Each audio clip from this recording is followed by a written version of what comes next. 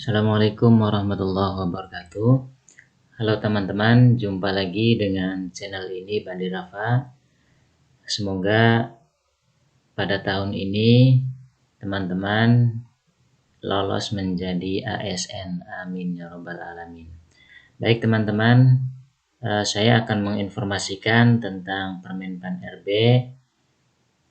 nomor 28 tahun 2021 tentang P3K untuk jabatan fungsional guru pada instansi daerah tahun 2021.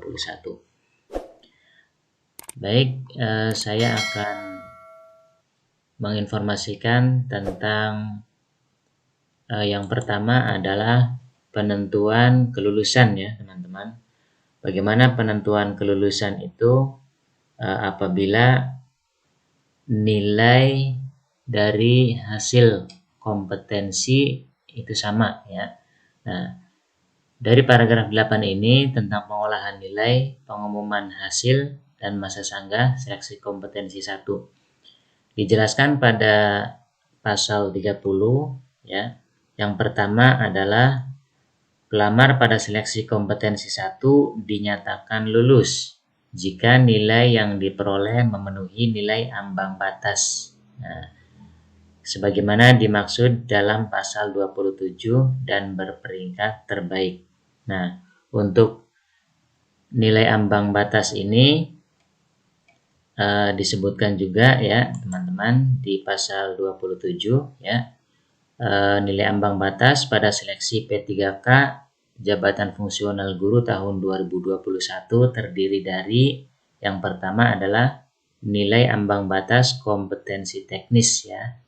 Nah, yang kedua, nilai ambang batas kumulatif kompetensi manajerial dan sosiokultural. Dan yang ketiga, yang C, nilai ambang batas wawancara. Nah, untuk nilai ambang batas ini sampai saat ini belum dikeluarkan oleh Menpan RB ya, teman-teman. Nah, kalau kita melihat dari tahun 2019, nah ini untuk nilai ambang batas ya teman-teman yang dijelaskan di pasal 7 ini peserta dinyatakan memenuhi nilai ambang batas kumulatif apabila memenuhi nilai seleksi kompetensi sebagaimana dimaksud pada pasal 6 huruf A, huruf B, dan huruf C. Paling rendah adalah 65 ya teman-teman. Nah, ini pada tahun 2019. Nah, kalau untuk tahun ini tahun 2021 untuk nilai ambang batas belum dikeluarkan ya teman-teman. Untuk masalah passing grade ini semoga saja pemerintah tidak menaikkan ya teman-teman, tidak menaikkan passing grade-nya ya, minimal sama ya, syukur-syukur diturunkan ya. Nah, syukur-syukur diturunkan karena kasihan dengan teman-teman guru honorer yang sudah lama mengabdi, tidak ada pengangkatan ya, sudah berpuluh-puluh tahun. Nah, tidak ada pengangkatan ASN dari pemerintah. Kita kembali lagi ke penentu kelulusan apabila nilai seleksi kita sama. Yang kedua, dalam hal pelamar memiliki nilai akhir yang sama, penentuan kelulusan akhir secara berurutan didasarkan pada A. Nilai kompetensi teknis yang paling tinggi ya teman-teman. Jadi nilai kompetensi teknis yang paling tinggi dulu. Nah, jika nilai sebagaimana dimaksud dalam huruf A, nah, jika teman-teman si A dan si B nilai kompetensi teknisnya itu sama, nah maka penentu kelulusan akhir didasarkan pada nilai kumulatif kompetensi manajerial dan sosial kultural yang paling tinggi. Nah, bagaimana kalau misalkan nilai kumulatif manajerial dan sosiokulturalnya sama?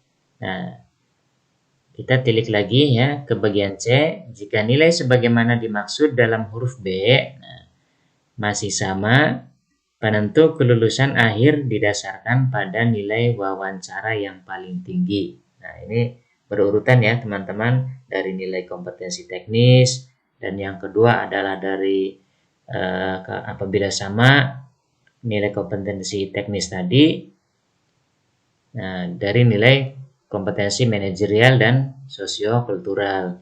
Dan kalau misalkan masih sama lagi, nah penentu kelulusan akhirnya dasarkan pada nilai wawancara yang paling tinggi. Nah, apabila ketiga-tiganya ini sama, nah yang paling menentukan adalah di sini ya, teman-teman ya. Nah, jika nilai sebagaimana dimaksud dalam huruf C masih sama, penentuan kelulusan akhir didasarkan pada usia paling tinggi. Nah, baik, selanjutnya teman-teman ya. Nah, kita melihat dari jumlah soal nih. Dari jumlah soal tes kompetensi pada tahun 2021 itu dibandingkan dengan tahun 2019.